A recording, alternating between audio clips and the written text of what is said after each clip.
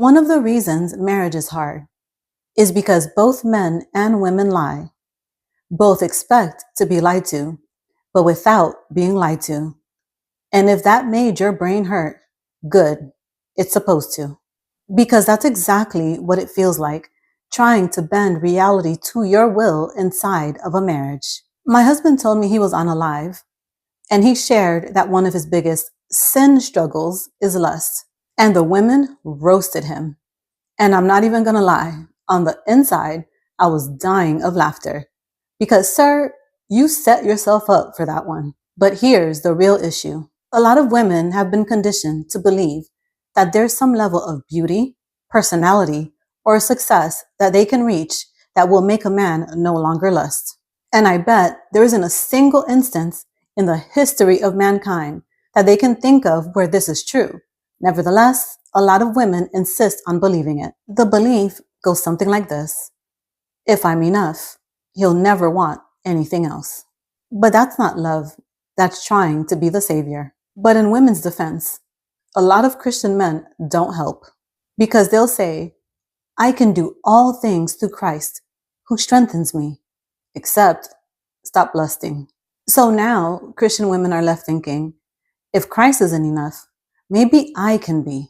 And that's where everything breaks because his lust was never about you, sis. And this is where women will often ask, so I'm just supposed to accept that he's always going to want other women? Yes. And that's true whether or not you like it. What do you think happened before he met you? His find women attractive switch was on, and then he met you and he consciously switched it off. And if you break up, he'll then switch it back on again. That's not reality. Physical attraction doesn't shut off because someone gets into a relationship.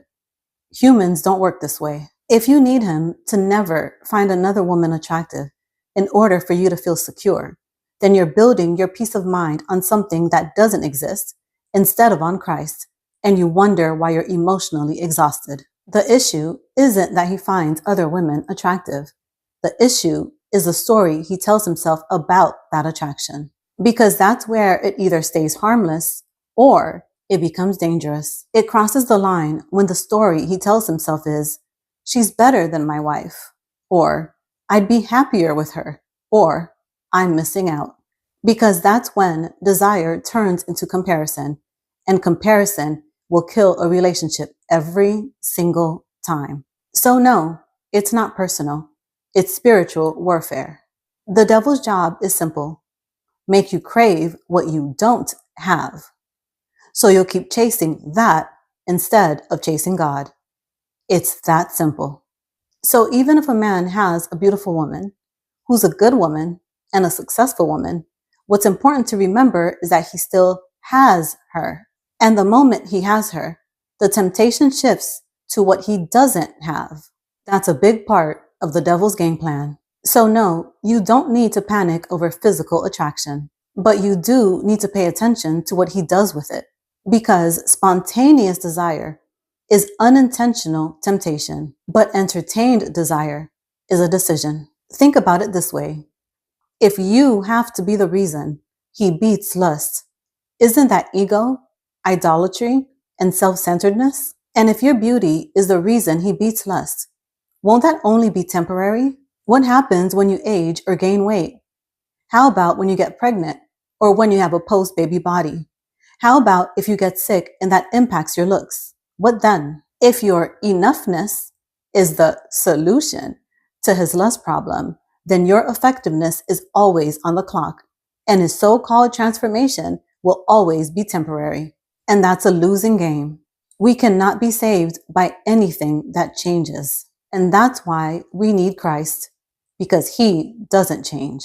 He's the only anchor in a fight like this. So ladies, stop personalizing what was never about you in the first place.